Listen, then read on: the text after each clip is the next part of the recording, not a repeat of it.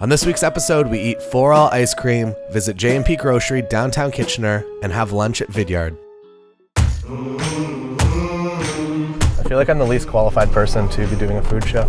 We should put you up to some kind of challenge. We should make you start developing a menu, and you should be the final episode of this season's shoot. I think downtown Kitchener has had a bad rap for a long time. The chefs in Kitchener-Waterloo have a little bit of like a inferiority complex with a big city. That's the chef in you, that's the human in you. This was so good. It's beautiful. This is an example of a perfect food.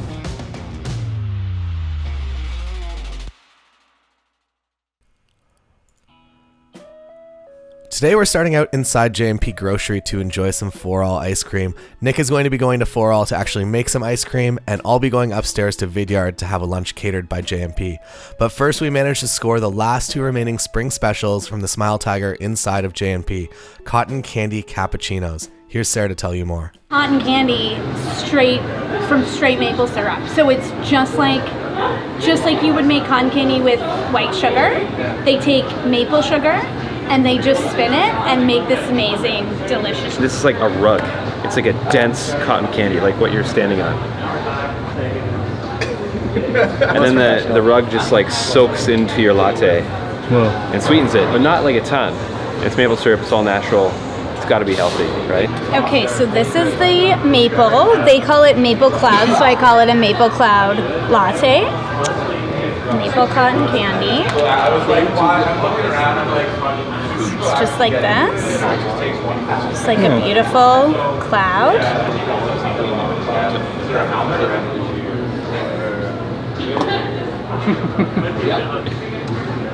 So where are we right now?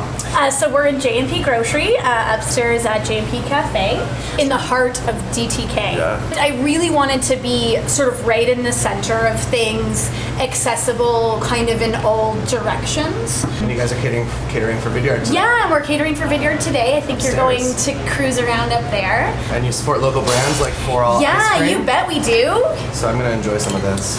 Yeah, this Trying stuff's this amazing too. actually. I've had their chocolate sorbet, but I've never had this one. It's pretty ridiculous. I don't think you'll like it. It's amazing.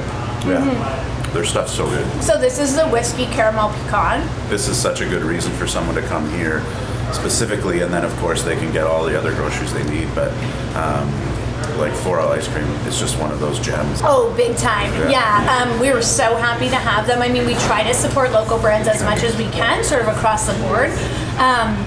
But local ice cream with local dairy, local ingredients, like at a local grocery store, Amazing. you can't go wrong. Well, I'm gonna head over to try this 4-all. now. I'm gonna check out where this stuff came from. All right, I'm going to follow the catering upstairs.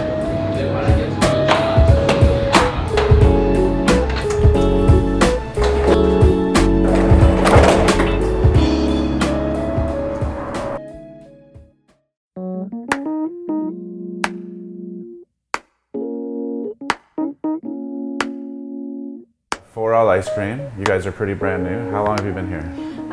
So we opened our doors last May. Last May. Yep. And how many, you were posting the other day about scoops of ice cream. How many scoops of ice cream have you sold out of here? Over 12,000. I think the number that we actually posted is probably close to 14,000. 14,000 Yeah. scoops of ice cream. Can I yeah. see your scooping arm? It's pretty You impressive. know what? There's a team of people that do it. It's not just one It's- arm? Yeah. Part of 4-all is that like I don't do milk because conventional milk doesn't sit well with me. So I wanted us to be able to make a from scratch ice cream using specifically Guernsey milk. Oh. Guernsey milk has a different milk protein. Just because I'm totally in the same boat, and I was prepared to just suffer through it. Yep. I was going to eat ice cream till I was sick today. I bet you won't get sick. Yeah. Wow. Yeah. Cool. Because, and again, a lot of people... So EB Manor is who you use? Yeah. And I mean, when I was trying to find milk supplies, I'd gone out to visit Jim Eby, and he's like, "Oh, you should try this milk." I'm like, "Oh, I don't, I'm gonna make ice cream, but I don't really do milk, so I'm okay." Yeah. He's like, "Take this milk." He's told me the same thing. Yeah. About his chocolate, because I'm like, I love chocolate milk, but I can't drink this stuff. We sell it.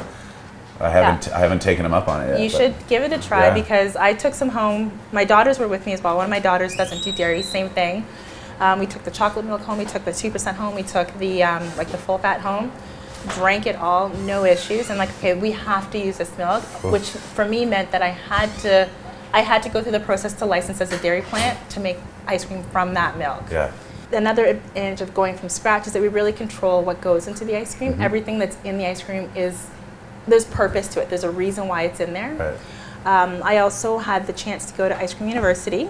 It's a real thing? It's a real thing. University of Guelph has a short course. You get a certificate at the end. Cool. Ice Cream University for 1 week, where it's a food science course where you're learning about the science of ice cream. What's in ice cream?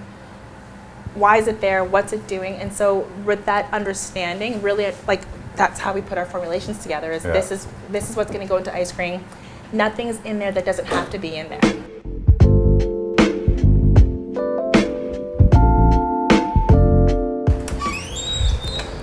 We're pretty excited when we find things that people don't realize can happen in Ontario. So this is peanut butter from Ontario. There's a peanut farm out towards Sarnia. Oh man, that stuff smells so good. It's delicious. Do you guys keep toast here for snacks on that? No? You just fill an ice cream cone? So people ask me why I gave up engineering, and I'm like, I haven't given up engineering. I'm using my engineering brain for something else. I'm applying probably everything I've ever learned in a very real way now. Yeah, you very much are. Cool, so that's for this recipe. I've already kind of calculated what's gonna work, and so this, in theory, works. The question is, does it taste good? I already know it does. So I'm just gonna blend everything up together. Spoiler alert. Yeah, no kidding. So we'll do a first blend this way.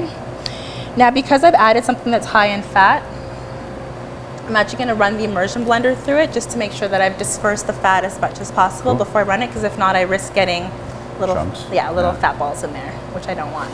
You're going to put an immersion blender in here? I feel like I shouldn't do that. I was going to ask you. You're fearless. Yeah. You know what? I'm good at cleaning up messes. I've got a 6-year-old and a 9-year-old. Yeah. No big deal. Want to check out the safe? Gaudy's original safe? This is really interesting. This was in Gaudy's safe when they cracked it. And again, this is the original safe door that we positioned here in the cabinet. This is a time certificate. So apparently, back in the day, through the Mutual Aid Association, if you were to do some form of contributed labor, you could exchange this for goods in the Gaudy's department store. There was literally probably hundreds of thousands of hours worth of these when we got here, and we kind of like that they said Series A. Perhaps so neat kind of correlation. Startup humor. Yeah, startup humor. We like to keep this here as a reminder of the roots of this building and what it kind of represented for the community, because 50 years ago, it was kind of the center of commerce for this ecosystem. And the two malls, apparently, when they were built, and the fact that they had free parking brought everybody outside into the more residential neighborhoods. And so downtown Kitchener, as a center of commerce, started to suffer a little bit, but there's so much cool stuff happening now. I mean, you guys obviously had a tour of J&P this morning, but we see more and more, great facilities with awesome entrepreneurs that care deeply about the community, starting to invest and put down roots here, and that's so exciting, because it just makes this such a vibrant place, and it really compounds the idea that in Kitchener-Waterloo, you can contribute to making this place exactly what you want it to be. And that's super exciting compared to other ecosystems where there's already those foundations in place. So you've talked a bit about the support of people as you got started. How important is the support of your retail partners, like being at JP Grocery today and eating the ice cream there, and the way they talk about their partners in the community, and so how crucial is that to you? It's critical. It's incredibly. I mean, I don't think I could have started without having those people on the other end, helping getting the product out there, getting it in front of people, and telling your story, right? Having them advocate for it, right? And I think your choice of words are perfect. So I would call them their partners, right? And we celebrate our partners. Like, we're partnered with our suppliers, the people that we choose to work with in terms of getting our products, but then the people that we choose or choose us to sell our product is very, very, very, very key. You are a draw for them, right? Like, I see it on everybody else's social media that you just came by, freezer's stocked, come get it, and you'll get some pork sausages while you're here. Yeah. So obviously people are really happy to have you in their shops as just another reason to go there.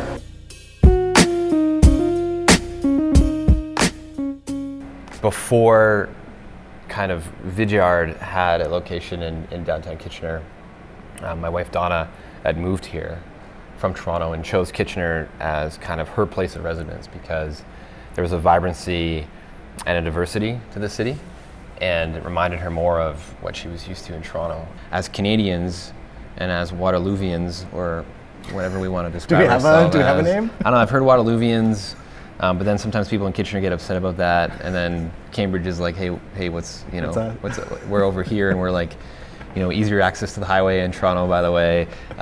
There's the Waterloovians, let's just call them that. We have a responsibility to kind of bring everybody along and take care of our own. And so I think what we see here is that businesses and startups are much more conscious of their impact on the community and the region. All right, let's go get some. Let's go get some chicken. JMP. Is it chicken today? I don't know what it is. I haven't. It's like chicken thighs. All right. I don't know. We got some chicken. We got some chicken thighs.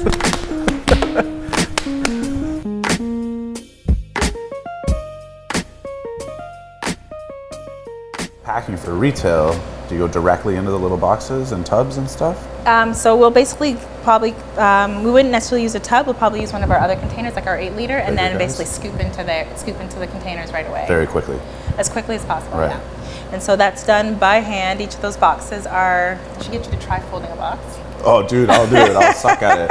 Look at these things. Yeah, They're not meant for that kind of work. So we hand fold each box and off it goes. I'm just gonna get this closed. We should try some. Yeah, I know, right? You can have this one. The bigger bowls for me? Yeah. And I think the texture actually changed, but I'm gonna. That flavor, though, it's like exactly like a PB&J sandwich. I know, it's perfect. So this is PB&J. Here we are. Want some? So it is roasted chicken. Just use any, not necessarily chicken thighs. Do you like rice? Do you like vegetables? Like sriracha. No regard to eye. Sriracha Bay.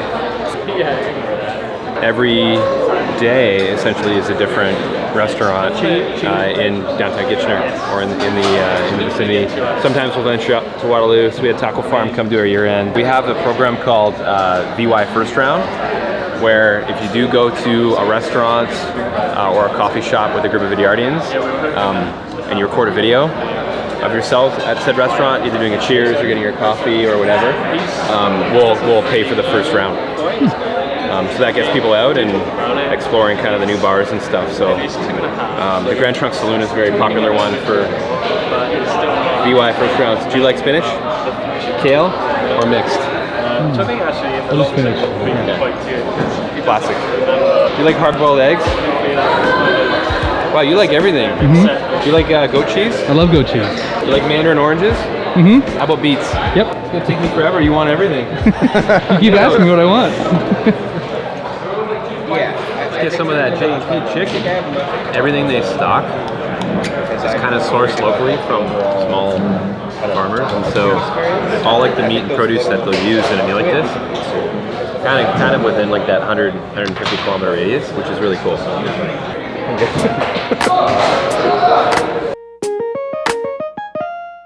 Yeah, just do an outro saying thank you.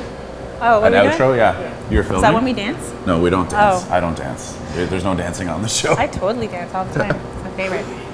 There's never going to be dancing on this show. Maybe that's your dance style. This is my day. It is Stand, actually and my then dance. I'm like, No, I do this guns thing that Natalie hates.